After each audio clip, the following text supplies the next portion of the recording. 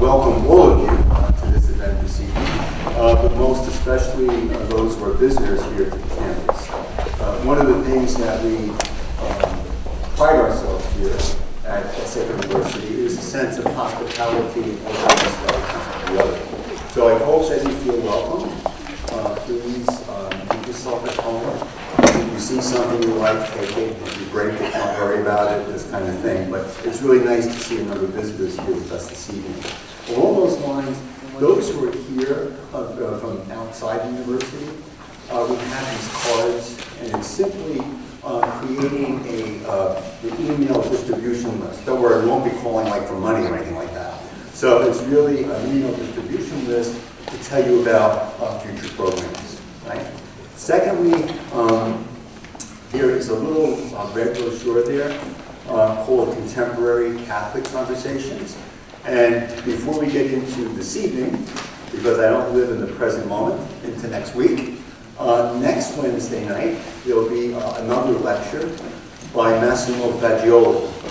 I know that sounds like an Italian entree, but Massimo Fagioli is probably the American expert on the Second Vatican Council, if not one of the experts on the council. So next week, Massimo Fagioli at 2 o'clock is going to receive an honorary degree, and he's going to deliver an address at that time. That event will last about an hour. You're more than welcome to come to that if you like. But what we call the Bergoglio Lecture, named after Pope Francis, he will be delivering the Bergoglio Lecture next Wednesday evening at 7 p.m. here in this place. And the title of his lecture is Pope Francis and the USA, Theology, Politics, and Diplomacy.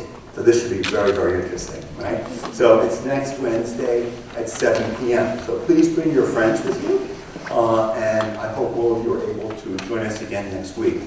Also, while I'm in this promotional mode, we have on the table there, we say who we are at the university, our mission, our core values, and our history. So, just you might want to, and by the way, we just went through a whole process of reflecting on this for the past year. So it really represents a lot of thought and reflection from the entire university community. Okay, any other announcements before I start? Okay, one last thing. Anybody needs restrooms? I think if you go out to the left, right? If you go out to the left, there's restrooms out there. Okay.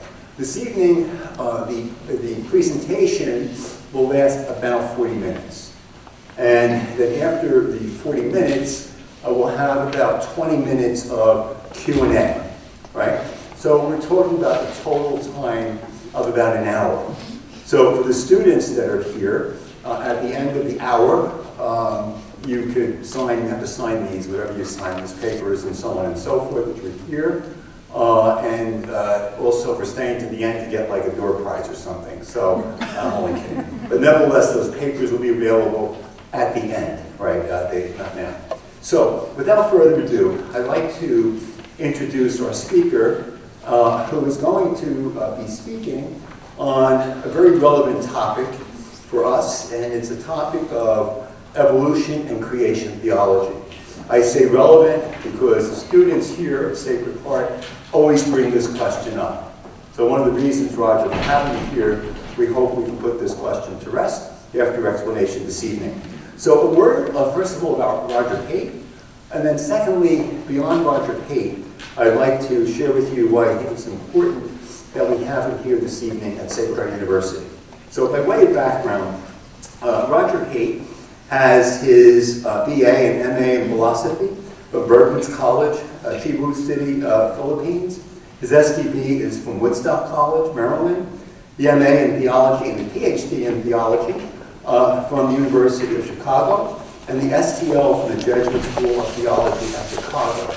I can go on at great length. He's taught at a number of places.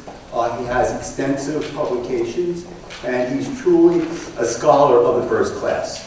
Now, beyond that, I'd like to address another reason why we have him here. University is a place where we invite conversation. It doesn't mean that we always agree.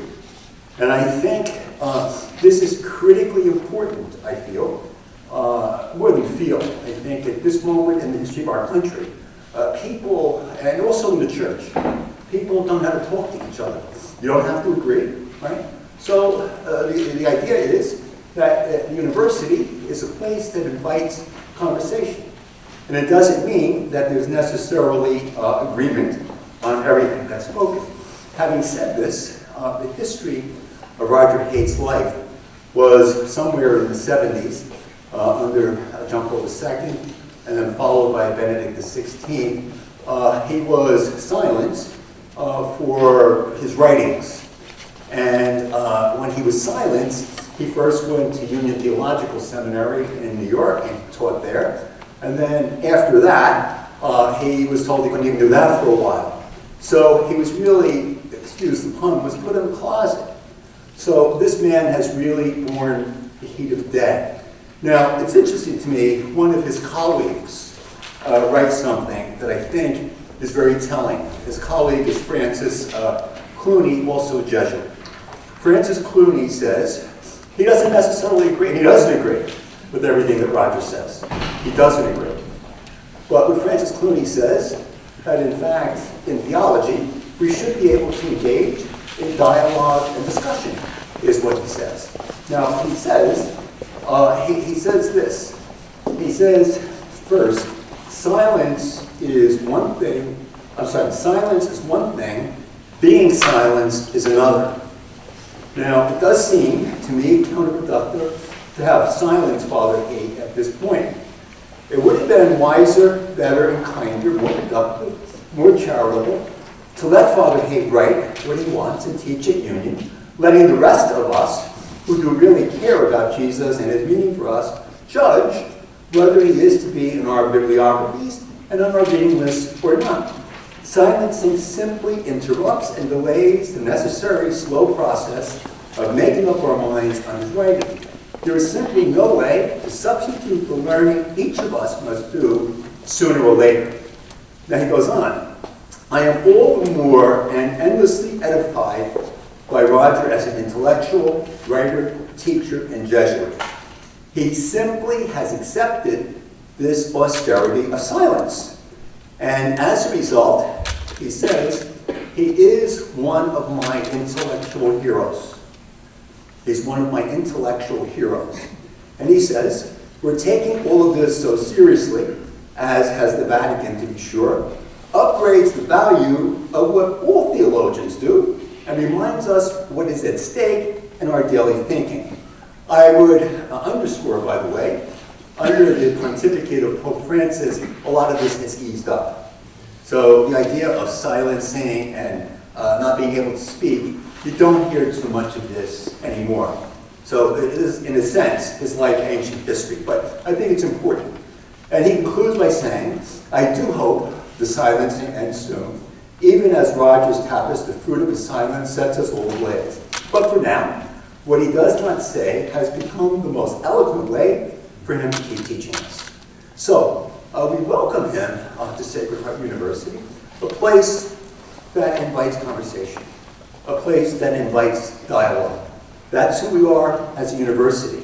And really, coming here, Roger is not silenced, right? He's given a voice, as each of you are also given a voice in our discussions on theological and other issues as well. So please join me in welcoming Roger.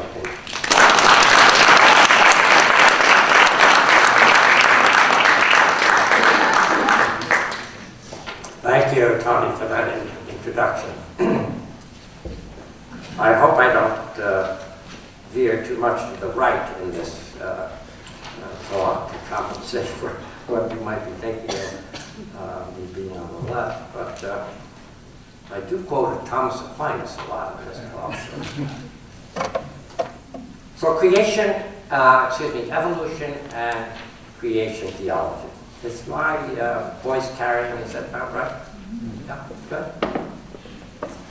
So I want to appeal to Christian theology of creation in order to address some of the questions that evolution poses to Christian faith.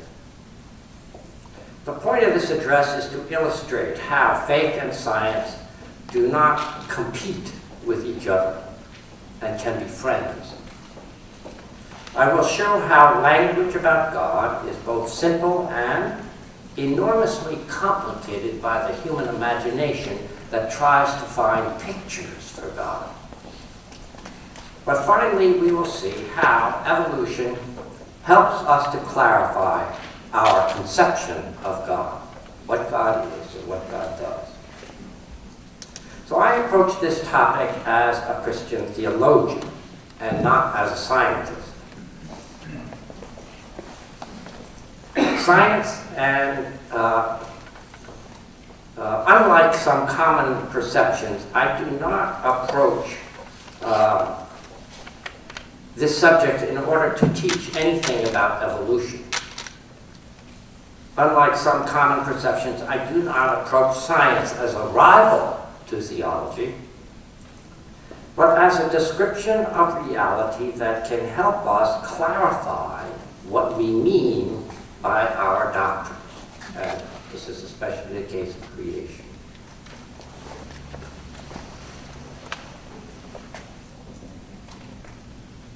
Yeah, I do. Science and theology are very different disciplines. I'm not trying to conflate them. But when they maintain their inner logic and the boundaries that are set for each method of studying each discipline, they do not contradict, but can actually illumine each other. When they talk with each other and not at each other, the result is better understanding. And that's what I want to do here tonight. I will describe what evolution can teach us about God in 4 stages. I begin with some accepted general knowledge about evolution and how it raises theological questions. I then talk about some of the theological conceptions of God that are used by theologians today. Only then, in the 3rd section, which is the meat of my communication with you this evening, only then do I propose some standard elements of the theology of creation as a way of showing how evolution and creation, God creating, are intimately connected with each other and can help each other, really. I conclude then with a description then of how God, understood as creator in the light of evolution, can resonate with our own personal experience. As a premise to this discussion, I just want to say that everything that I say tonight has nothing to do with creationism, if you have ever heard of creationism, and if not, all the better. So the first part of my talk this evening, conceptions surrounding evolution. So a brief outline then of some ideas that are intrinsic to or associated with the evolution of reality on a planet, and especially life within it. This raises issues that theology must take into account. It's commonly accepted today that the word evolution does not refer to a theory. It's not a theory of evolution. It's a description of our material reality and how it came to be as it is today. Our universe began about 13.8 billion years ago with what is called the Big Bang. Since then, it has been expanding like a balloon in all directions at around the speed of light. One might think of the Big Bang as an event, and thus equate creation with an event that happened in the past. But the Big Bang itself should be regarded less as an event and more as a prediction of a model which does not represent what actually occurred, but reflects it in a certain way. So it's not a description of a Big Bang. Because of the continuity of the material development of the universe from its beginnings, through various stages plotted by astrophysics, the universe enjoys a material consistency through the galaxies, to our solar system, to our planet, and the emergence of life within our planet, down to the human species, and in each one of us, the same material elements throughout the cosmos. This makes all of reality, all of material reality of the universe, interrelated with each other. Everything comes from the same material elements, atoms, and subatomic particles. It is remarkable, just astonishing really, that despite the vastness of the universe, we can talk coherently about the whole of it. The process of evolution takes on more dramatic, less visible form with the emergence of life on our planet. Darwin explained in wonderful simplicity the mechanics of the process of natural selection. It presupposes the dynamism of reality, especially of life. Generating new life gives rise to variation. Variation continually adapts to the environment that it's in through diversification in progeny. And the progeny, inheriting the variations best adapted to the environment, gradually becomes the species that wins the struggle for survival, especially in times of scarcity. In Darwin's words, quote, every slight modification, which in the course of ages chances to arise, and which in any way favored the individual of any of the species, by better adapting them to their altered conditions, would tend to be preserved, and natural selection would thus have free scope for the work of improvement. That's a description of the vast emergence of different species and different disappearance of species and new species and new species. It's absolutely a beautiful thing to imagine and to see in this tree of life. At a glance, evolution seems to be a blind process because it essentially consists of these tiny increments of variation that accompany immediate circumstances. But over vast periods of time, by fast forwarding in our imagination, as it were, one can note a direction of increasing complexity of beings in the process of evolution, especially along the paths of the evolution of life. A chemical compound develops a single-cell, self-sustaining metabolism that can reproduce itself. Photosynthesis converts energy from the sun into the power of plant life. Some species serve as bridges from vegetative life to animal life and more sophisticated, sensitive responsiveness. Larger craniums allow larger brains that enable higher forms of consciousness. There seems to have been a direction of evolution towards higher or more complicated forms of life. The enumeration of certain aspects of evolution seem to raise problems for our Christian understanding and our beliefs. Let me specify some questions. Is creation an event? All at once, God created reality. Given the tight consistency of material reality, does God intervene in the processes of nature and history? Scientists seem to see no empirical evidence for this intervention. Is the process of evolution blind because of its randomness and the particularity of these little increments, especially along the pathways of life. Does the directionality that it manifests towards higher and more complex forms of life, does that add up to purpose? Is there an intended direction, or is it just a vague directionality towards more complex forms?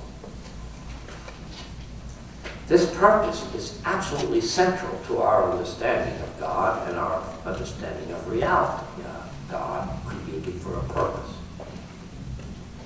And finally, in all of this, what is the nature of God? And what does God do in this evolutionary process? Is God directing it? Based on appearances, some conclude from evolution that there is no need for God. Not for the being of the universe, because we can simply presume it's there. Here we are, let's just work with it. Not for the order of the universe, because evolution explains it. What is considered order is contingent upon what evolution produced through the patterns that came about through evolution. And not for the grounding of ethics, because ethics can be based on reason in dialogue with the order that is in place, whatever that order be. These are not scientific conclusions, these questions. They're not scientific conclusions, but some scientists maintain them as the objects of their faith, their negative faith. So with these questions, I'm setting the stage for now, beginning a response to them. And so I pass to theological conceptions of God, responding to the basic question, what is the nature of God? What is God like? How do we describe God? So I will not address these understandings of science, the problems and the questions. I'm not addressing this polemically, as many apologists would. I take them rather as a challenge for theologians to address the issues constructively. I will take what has been scientifically established as an opportunity to clarify Christian faith with a clarity that can absorb the scientific conclusions into itself if they're established. In order to achieve a better understanding of faith itself and a better understanding of God in our current intellectual milieu. So I want to begin then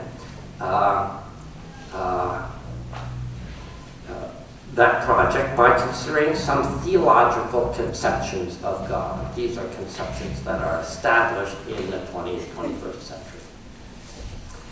Evolution calls into question a God as a big person in the sky. God is not a big person in the sky. We cannot address the critical, measured, scientific language about the universe with uncritical, baby language about God. In other words, you're going to have this dialogue between science and theology, and science is hypercritical and observant and reasonable and so on. Then the concepts of faith have to also be critical, appropriated, and so on. In other words, we have to have an equal conversation. So this is the role of theologians to develop concepts of God so that the dialogue at least is enjoined on a reasonable, critical level. The basic problem with our language about God is anthropomorphism. Big word for an obvious thing. We imagine God as if God were a person. When we define ourselves as we are the image of God, what we're really doing is making God into our image. And we're imagining God as a father or as a mother or as a big person who is responding to us in dialogue and so on. So we need a more sophisticated notion of God in order to enter into this dialogue. So here are 5 conceptions of God that are about today. Different theologians entertain them and use them, that are available to our understanding. First, God is the pure act of being. This conception of God comes from Thomas Aquinas in the 13th century, and it is simultaneously abstract and, strangely enough, it's concrete. Being refers to the actuality of something. It's being. It's just being there. It's sheer existence. Everything that exists is, of course, something. It is something. It has an identity. It is this or it is that. But the pure act of being is the sheer power of being. It isn't anything. It isn't any specific thing. It's the pure power of being that is not any discrete thing. God is not a thing. Rather, God is the unlimited force that keeps everything that is in existence by supplying its being, its act of being. Concretely, the pure act of being is wherever anything is that exists, is its power of being. So God, in this first definition, is the pure act of being itself. Second, God is the ground of being. This conception comes from Paul Tillich, a 20th century theologian. It shares some of the qualities of the former conception, but it's generated out of a different experience and a different framework. So it's not quite a repetition of Thomas Aquinas. Conceiving God as ground of being, the basis, the support, that which holds being in being, emphasizes the immanence of God to all things. All things are rooted in God's power of being, so that beneath all that exists is the power of God sustaining it. Also, God is not limited by things, for Paul Tillich, for God is absolutely transcendent. God is the God above all gods. God is above all definitions. God is not a person. God may be personal, but God is not an individual. Because once you have an individual, you have something finite and comprehensible, whereas God is incomprehensible mystery. Third definition, God is serendipitous creativity. Gordon Kaufman, the 21st century theologian at Harvard University, recently deceased, left us this conception of God, which he constructed from a dialogue with evolution. Creating becomes creativity. And that emphasizes that God, creation continues on as a project and is unfinished.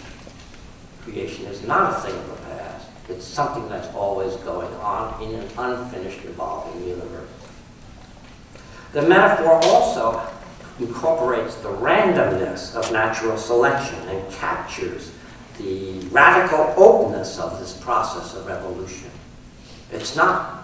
In other words, it could go here, it could go there, it's open. Notice, too, that it shares with the others a placing of God everywhere, because creativity is the very substance of reality in an evolutionary worldview. So creation and God is inside, as creativity is inside the whole process of being and becoming or evolving. God is the interior moving spirit, creativity of the evolving universe. God is absolute, incomprehensible mystery. This honest and familiar designation of God comes from Karl Marx, a 20th century theologian, probably the best Catholic theologian since Thomas Aquinas.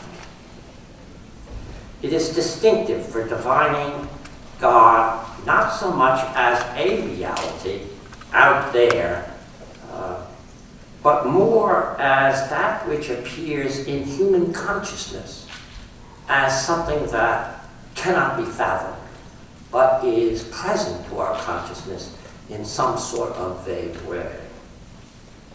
As both known, because encountered, but not known, because we can't get our imaginations around it, and everything we know it functions through our imagination.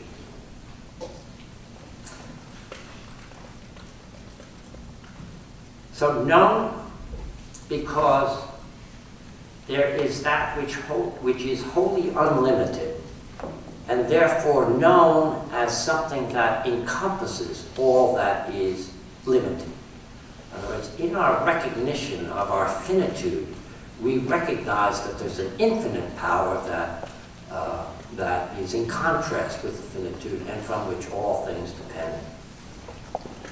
As the mystery surrounds us and embraces us, this phrase preserves the immanence and the transcendence of God, this absolute mystery that encompasses us. And finally, God is presence with a capital P. God is presence, and presence is personal. I use this designation of God. It's the one I prefer. I draw it from contemporary theologian Thomas O'Mara and his idea and metaphysics of revelation.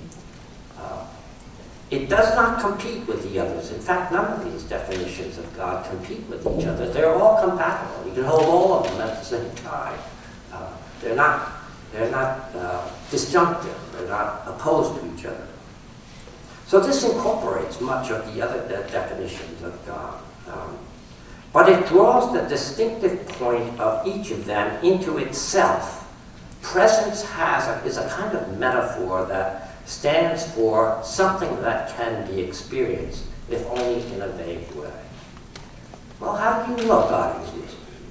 I don't know God exists, but I feel God's presence in my life, or I have felt God's presence in my life, or I hope to feel the encompassing presence of God in my life. So presence is is a mysterious presence that is irreducible to anything that is caused by us. It's not projection, but it's precisely the experience of presence from outside myself, but encompassing myself, and that presence cannot be less than myself, and therefore it must be itself personal. So these 5 conceptions of God do not give us all we need in order to appropriate in a positive and constructive way what evolution is telling us or suggesting to us about God and ourselves. But it gives us a start. You do not have to remember these conceptions in order to appreciate what I'm going to say that follows. But it's essential to recognize that science demands that we think about God in language that self-critically recognizes that anthropomorphism will not do. Thinking of God as a big person in the sky who is talking to me, and I'm talking to God, and God will, I ask God for something, God will just give it to me. A reflective theological conception of God is absolutely necessary for an intelligent dialogue between theology and evolution. Many of the so-called problems that arise between faith in the face of science stem from some kind of anthropomorphism. Our imaginations kind of spontaneously have a picture of God, and if it's a picture of God, it's wrong. Because God is not picturable. God is incomprehensible mystery.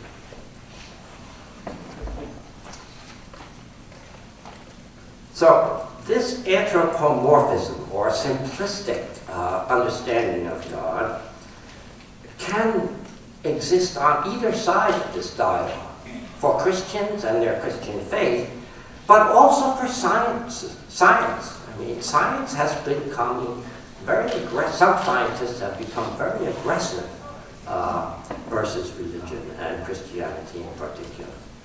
But it's amazing to me, the simplistic language that they use about God. It's not sophisticated, which leads me to believe that these scientists know less about theology and reflection than I know about science, and that's saying something.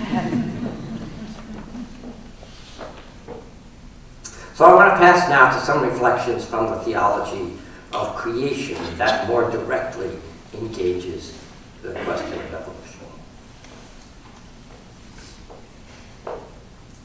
So, reflections on creation. The theology of creation has developed over 2 millennia in Christianity as theologians reflect on what creation means.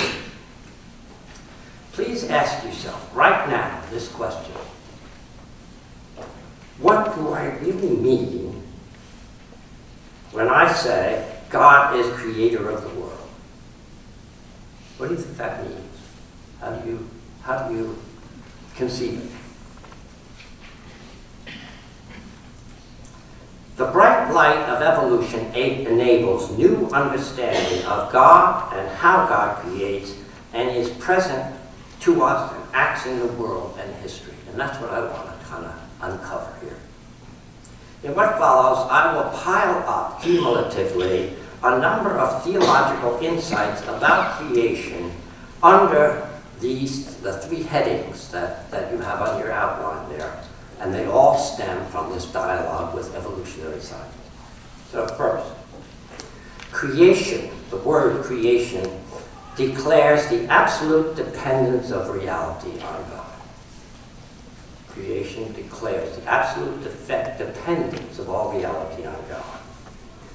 So we can begin our reflection with 2 meanings of the term creation. It can refer to the action of God, God creating. So creation means what God does. And what God does is create. So creation means creating, the subjective act of God creating, or creation can mean, more objectively, that which God creates. And then everything that we see around us is creation, because it is the object of that which God has created. We can more readily understand the second sense of creation being the finite world in which we live, because we're in touch with it. Whereas God and God creating is absolute incomprehensible mystery. So here is another mind-bending idea. Creation does not refer to an act of God in the beginning of our universe. That is, it does not refer in theological language to the Big Bang. We do not know whether our universe had a prehistory or not. Perhaps creation has been an eternal condition of reality. The primary testimony to creation comes from within ourselves in an experience of our dependency in our very being. Of not having within ourselves the power of our own being and our own destiny. We're just here. We're just here. We didn't make ourselves, and we do not know where we will be in the absolute future. And the same experience that we experience as creatures, we're creatures, can be projected on the world itself. Because the whole world is finite and dependent in its existence. Rather than think of creation in both senses, God creating and what God creates, as something that happened in the beginning, one should describe it as a relationship. It's a relationship. It refers to everything being dependent on the power of God, grounded being, the absolute pure act of being, holding it, the serendipitous creativity, the absolute mystery, incomprehensible mystery that encompasses us all, or this presence which also encompasses us and makes itself known to our consciousness. So let's build some more meaning on this.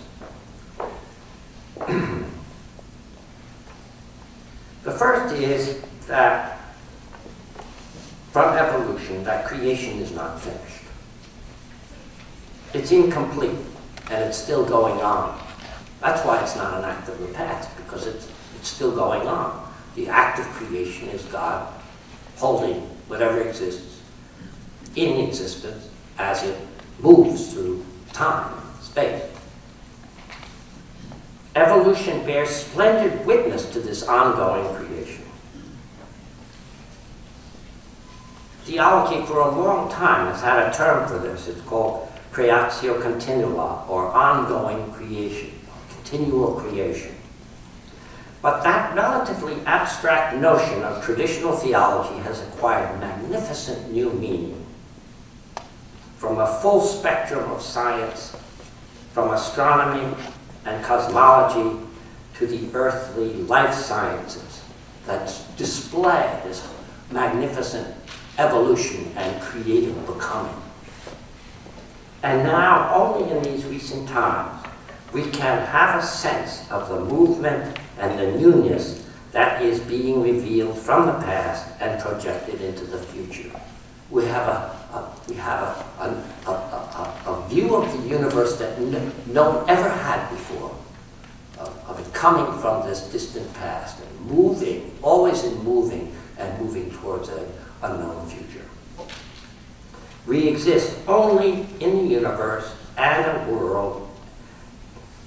We exist not only in a universe and in a world, but in a narrative. We exist in a story, out of the past and creatively moving forward into the future. Our being part of this story raises new fundamental questions for our understanding of ourselves, a question that science and theology tend to approach differently. Do we understand ourselves as a species and as individual persons by looking backwards to the past and seeing where we've come from and how we've arrived at this situation? Or do we understand ourselves, since we are on this journey and moving through time, by looking ahead and seeing where we're going? What is the direction? Where is the planet and the human race headed for? So, of course, these are not exclusive. Everything has a whence. Everything has a whence and a whither. It's from someplace and it's going someplace. So these questions don't contradict each other. But it does sort of theology tends to understand ourselves, to see where we're going and where we're headed. Whereas science tends to explain ourselves by looking backwards and see where we've come from and how we got to where we are now. Let me move on now to the second set of ideas that surround creation and are related to evolution. Creation entails the immanence and the transcendence of God. This joining of transcendence and immanence of God bears enormous spiritual power and outlines a comprehensive view of human existence. So let me build up this conception with a few more convictions that come from creation theology. On creating as being distinct from making. The potter makes a pot. Makes something out of something. Creation is God creating out of nothing. So let me reflect on this. The potter makes a vessel out of clay. God does not make anything. God creates, and that means to make out of nothing. To simply be the power that causes things to be. In time, or in all time. So not in time, but at any time, and continually, whenever. Not just in the beginning and letting things go, but as the power that sustains this whole process of being and evolving. To create is to make out of nothing. Why out of nothing? Well, it seems that concept comes with monotheism. if there were things out of which God created things, as in the Old Testament, God hovered over the deep, and the deep was there, and God formed it into earth, then that God wouldn't be there wouldn't be one God. There'd be a coexistence to God, unless that deep, of course, was created by God. So the creation out of nothing presupposes nothing, so that God can create out of nothing. For God to be the one supreme being, it had to be that there was only one supreme being, and therefore all things were created out of nothing. But the probing imagination of the Greeks were the ones that clarified this. It's not clear in the scriptures whether God is a creator out of nothing. There are some passages that look like that, but it's not certain that they don't mean God created out of chaos, or God created out of the void, or God created out of the waters, that the Spirit hovered over the deep and brought order into disorder. Be that as it may, creation is the formation of reality, not as the potter makes out of clay, but out of nothing at all. But this leads directly to the reflection that nothing lies between God's creative power and that which is created, ourselves, and all finite reality. There is no thing out of which God created us, but rather God creates us out of nothing, which means that God's power is directly present to us in making us to be. So the doctrine of creation out of nothing makes God directly immanent to the reality that God created. So God, where is God? God is not up there. God is the within of reality, who by creation is present to it and holds it in existence. Without that creating power of God, without the pure active being that supports all finite beings like ourselves and the things around us, they would cease to be. So creation out of nothing puts God right within all of finite reality, all of the world, the evolution and its movement, its action, and so on. God puts that as the within and the power that sustains it.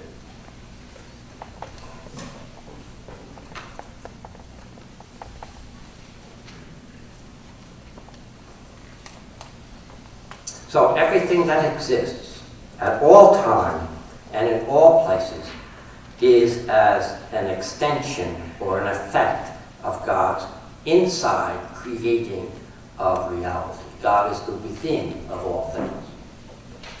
In this way, we arrive at the conviction that God's transcendence and God's immanence to creation, God's being inside what God creates, are inseparable from each other. They go together. Now that's an interesting thing, because usually people say God is transcendent and therefore God is absent. Or God is immanent and you become some sort of pantheism and you forget because there's a transcendent God over and above.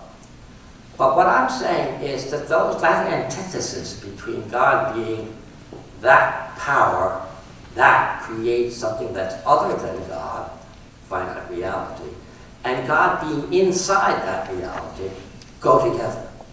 That God is both immanent and transcendent. God is the transcendent one, who is not up there, out there, and distant and far away, but precisely the transcendent God that's immanent and within all that exists, as its power of being, as its ground of being.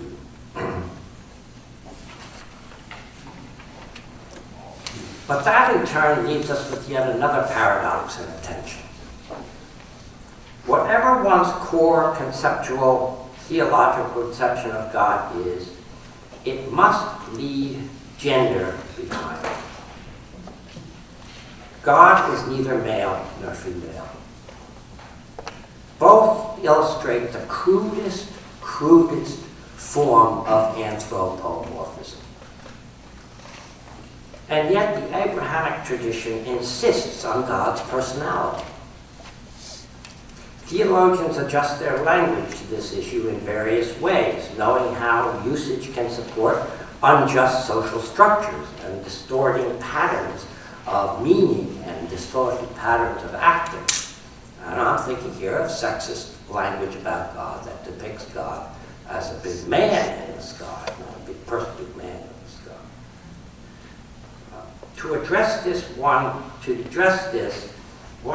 can reach for the notion or the sense of presence, personal presence, that fills God's transcendence with personhood, but that radically exceeds gender and doesn't get near the idea of God being male or female.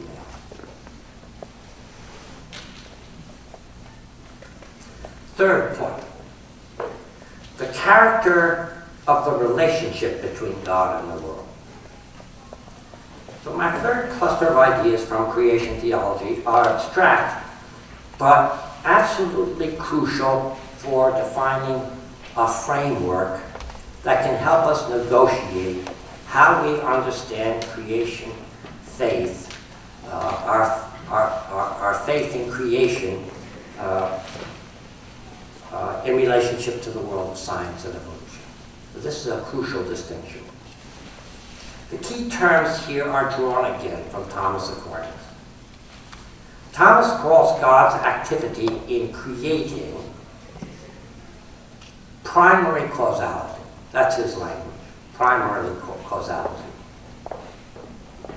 All other processes and activities in the created or finite universe and the world, he calls secondary causality.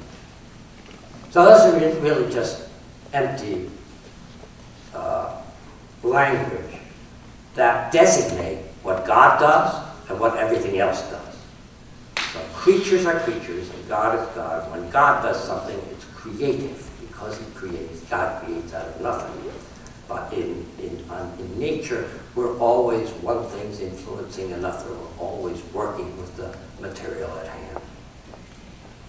All other processes of God and activity in the world is he calls secondary causality. Quite simply, primary causality refers to what God does, and secondary causality refers to all other kinds of interchange and forces and vectors influencing each other in the finite world.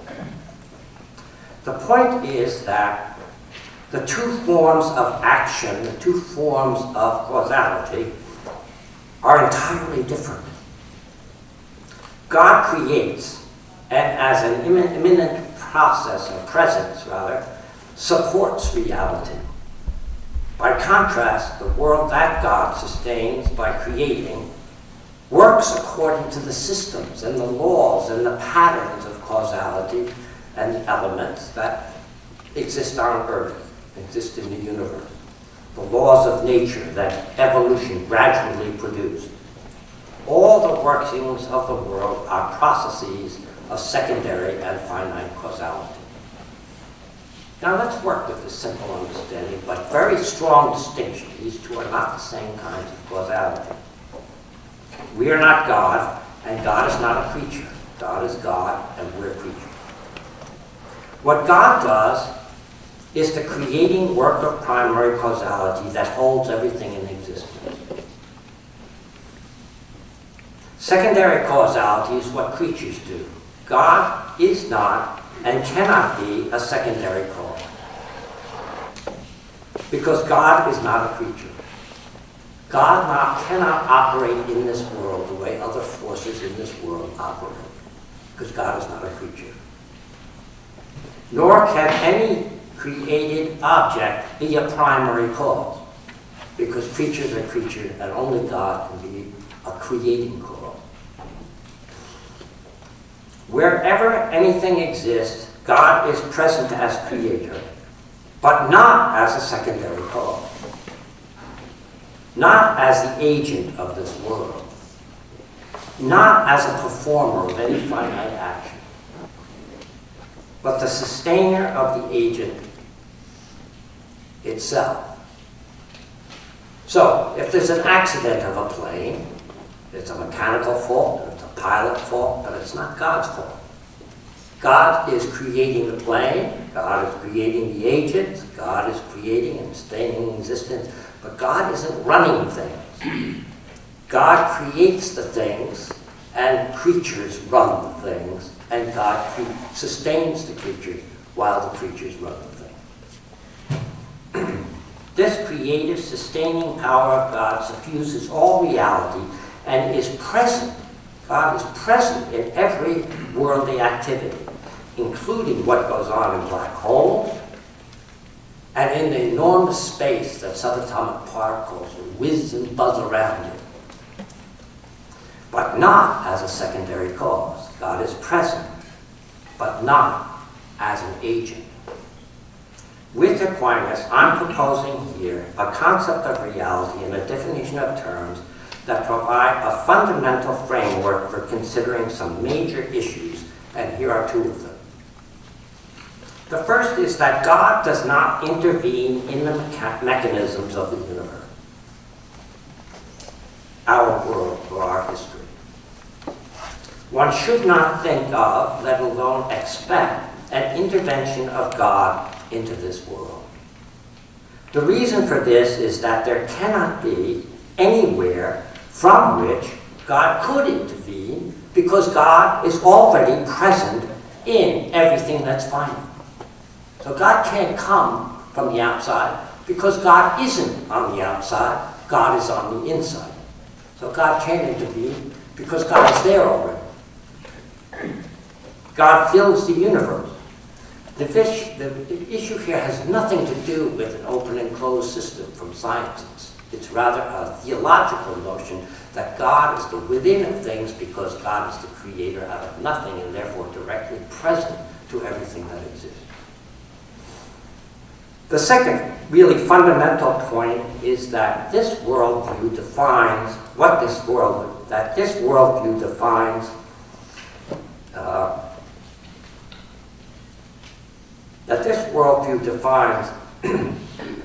God creates, that what God creates is real and that it is other than God. So we are not God, and therefore we are doing what we have to do, and God sustains us in doing it. So God does not do what God has given us the power to do. So we are in charge of running our history. God sustains us in running our histories, but God doesn't intervene to move our history in this direction or another direction. God creates what is non-God creatures, and God creates a reality that is other than God, even though we are completely dependent on God creating us. How can we be completely dependent on God and at the same time be semi-autonomous in all that we do? That's a mystery. We cannot figure that out. And all imaginative constructions always fail. So let me sum up here. We've come a long way from a simple conception of creation, meaning that God put everything into existence a long time ago and thus is responsible for it all. Creation is not an event of the past. The idea of creation is subtle and filled with dimensions that open up with scientific discovery. The tensions between transcendence and immanence and then their identity brings so much into new perspective of inclusiveness as opposed to simplistic competition between faith and science, as if a description of how things work interfere with God, as if God were running things. The ideas of primary action and causality of God is entirely different from the secondary causes that science investigates by its experiment and observations and calculations and analysis. Pressing the distinction between creation and creator, and their intrinsic relation to each other resolves many imaginary false contradictions between science and faith. Creation's constant dynamism draws evolution into itself. The idea of God creating in an evolutionary way is beautiful. It's not hostile, it's beautiful. So creation draws evolution into itself, and evolution becomes a magnificent witness to how God is creating the universe as we pass through time. Just a couple of concluding remarks, spiritual resonance of evolution and creation theology. So what I want to do here is recognizing God's creative activity embodied in the process of evolution. How can that have an impact on one's own spirituality? I take for granted negative and positive influences here. The subject matter here is nuanced. On the one hand, the concept of God has become problematic and even suspect for many people today. God, as an all-powerful, all-knowing, has become an authoritarian, oppressive, and even alienating power for many people. This was felt very, very strongly in Western intellectual culture during the Enlightenment, but it's trickled down, and now through communications and common knowledge and superficial knowledge of science and superficial knowledge of theology, God as creator has become responsible for all the bad things that happen, and God has developed a bad rep, basically, except for private devotion, personal private devotion, but in the public sphere. On the other hand, by contrast, the theology of creation opens up deep resonances for life in with spiritual depth. Critical and questioning thought has opened up much more subtle and penetrating insight into what God is, and therefore who God is. Creation theology often undercuts simplistic conceptions that undergird the misplaced hostility, often that one sees, especially from some scientists today with their new atheism. Here are some of those positive vibes that can be appreciated in spirituality. A gap the size of the Grand Canyon separates a conception of God up there, out there, a big person in the sky, and a vague but sure sense of the presence of a transcendent power within. God is within me. God is present to me. And if me, then the world. As a presence available to me, God is personal. But God is also one who sustains me and on whom I depend for my very being. God does not make me to be the one that I have become through my decisions and my actions. I've done that.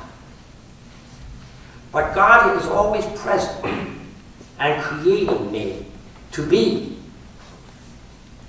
Encompassing presence, therefore, is the ground of my being, the guarantor of my being real, and not something that appears and disappears, but real, with substance that will last, that is important. And the transcendent power that makes the world important and filled with value. Einstein discovered a fourth dimension in space-time. Faith gives us a fifth dimension of enduring value. This last point translates into the correlate of human hope.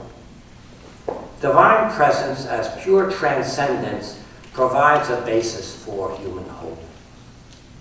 Hope here points to a deep character of existence that is distinctively human. Hope is conscious, but sometimes only latently so. Openness, a conscious openness to the future in a positive way. It faces reality as a long-term future. That horizon of all our behavior as something of value to which we are oriented. And the future bends back to give us our whole narrative, the possibility, our whole lives, our whole life story, a possibility of completion. Philosopher and psychologist William James asked the question whether life is worth living, knowing that something so radical, such a radical question, and something so ultimate had to have an answer. God promises an absolute future. For example, one believes that society intrinsically demands justice because of God as the ground for the hope that such a justice really exists and will actually prevail. So building on an experience of divine presence, creative presence, allows us to regard evolutionary sciences as demonstrating what John Calvin called the glory of God in creation. One of Calvin's frequent images depicts the world as the theater of God's glory. Because God's creation and glory are, and here I'm quoting Serene Jones, beautiful performances of divine mercy and goodness that nurture feelings of gratitude, praise, exuberant hope. Beholding them causes us to have faith, to love God, and to see the world and creation as gift, and to engage our neighbors and environment as delightful and pleasurable places in which God rules and which God's rule will reign. Evolution enhances this idea of a theater because instead of just a display, it's a story, it's a narrative. As creation becomes a movement towards the future. The idea of God's creation as gratuitous gift working for us through temporal events deeply structures the spirituality of Ignatius Loyola. Human beings cooperating with divine action of creation by building the lives of ourselves and our fellow human beings in justice and in peace. This idea is a climax of an unfolding logic in his spiritual exercises of a creation theology. A theology based on the principle, foundation, and purpose of human existence to live our lives towards the future of God's created world, where God will receive it all back. In sum, the evolutionary world provides a neatly fitting context for an active Christian spirituality of engagement in the world, in cooperation with the drift of the rule of God creating the rule of God that was preached by Jesus, and in the line and by the serendipitous creativity of evolution. Thank you.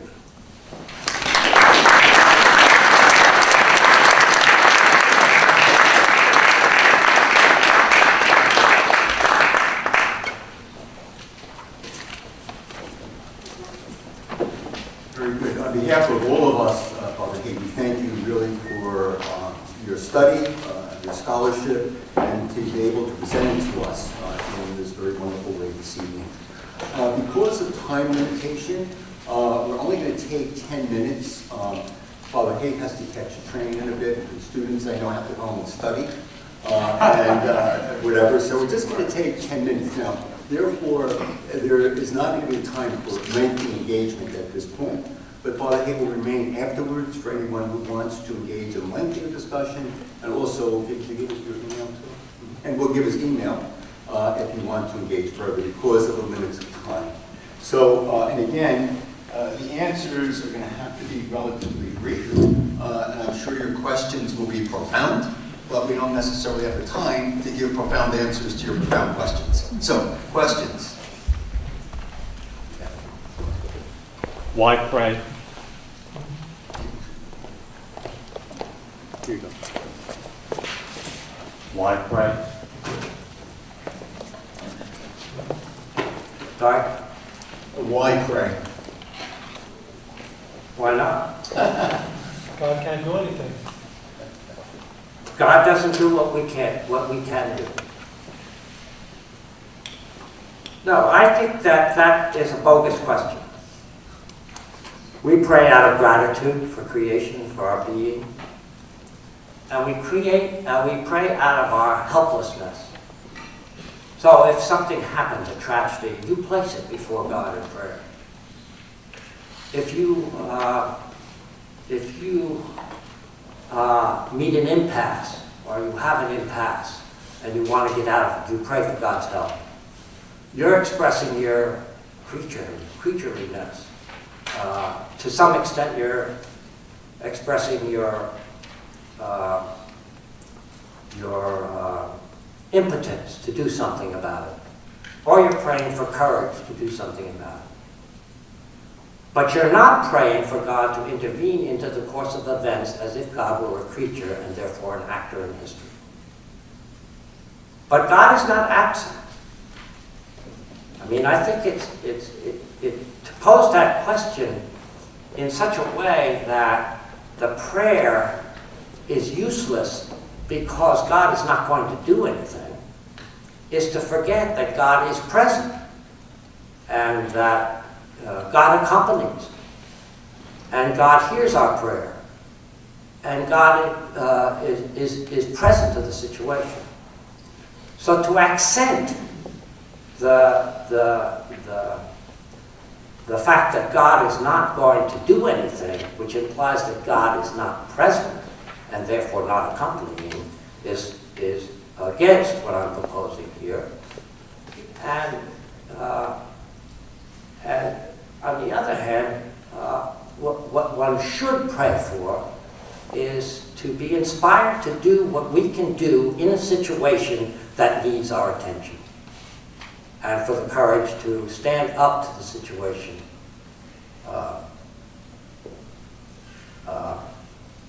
if we don't think we can handle it. In other words, if it's a genuine impasse.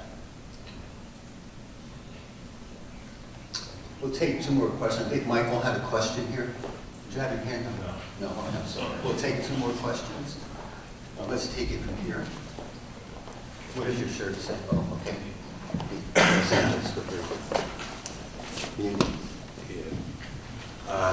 You mentioned God was not picturable, so what role do you see God was not what? picturable?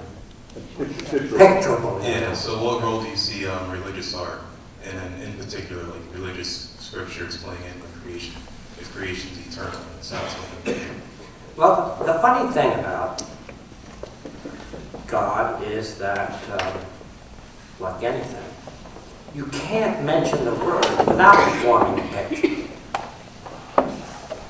I mean, the way human beings know is accompanied by the imagination, so that we cannot not form a picture in our imagination. No matter what we say, whatever substantive or noun we pronounce, there is a residual imaginative depiction of that someplace going on in our psychology.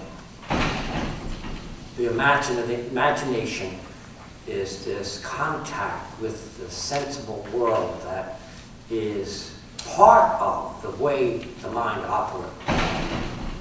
So, we cannot speak about God without forming pictures of God. But what we have to do is to realize that those pictures do not describe God, or do not represent God, or do not, represent, I think is the best word, represent to our imaginations the way God is. Because if they did, they would be finite. If you could understand God God would not be God, or that which you understood would not be God. God is precisely that which breaks open and, as incomprehensible mystery, cannot be encompassed by our imagination and by representations of it. But those representations play a role, don't they? So it's for their functional ability to call to mind God. But when you're talking with, on a scientific level, and not just talking, sharing religious ideas, but if you're talking analytically, which theologians do, unfortunately, then it seems to me, and you want to enter into dialogue with science, then you have to have a more nuanced view, it seems to me. Does that work? Well, you know what? If you don't mind, continue that question afterwards, because we're going to take one more in the back here. I know a few others have questions, and we'll remain afterwards. So we'll just take the question, Ed, from you. My original question was the same. It's just this gentleman. If God does not intervene, why pray? And as you spoke, the answer began to clarify for me that maybe the answer is it's a clarion call for those of us who are Christians to develop our social action. We do intervene in the world, and maybe it's to ask for insight on the part of someone else that can help me out of the situation, even if God personally is not going to come into the situation. He may provide someone to me that can help me. If you imagine God as a puppeteer, God is playing the universe and directing all things, which is not unheard of in Christian tradition. I mean, this is one of the concepts that science has just broken open for us to reconsider. Then God would have a lot on God's plate to be responsible for, almost unimaginably so. At least by letting God be God and not an actor in this world, we have a chance of dealing with the problem of suffering from a good creator, because we've built up the little buffer there. As I tend to say, that doesn't leave God completely off the hook, because God is the creator of all things. But at the same time, God is not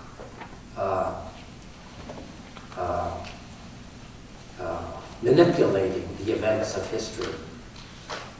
And God is present as absolute mystery, and that may seem like a solution. It's not a solution, but it's a conviction that can keep a person going. Very good. Thank you. Just before we conclude, a couple of things. Father Haight will remain for a little while if you have other questions, and also leave an email address so that you could also send questions in that way. Second, I remind you to please fill out, our visitors, please fill out one of those cards so that we could inform you of upcoming events. And finally, as I mentioned at the beginning, Massimo Fagioli will be here for the Bergoglio lecture next week. And because it's the Bergoglio lecture, that it is funded, so there's also refreshments that will go with that lecture next week. So please join me. I'd like to thank, and I want to say this, Roger always had a voice here at St. University. So thank you for being with us.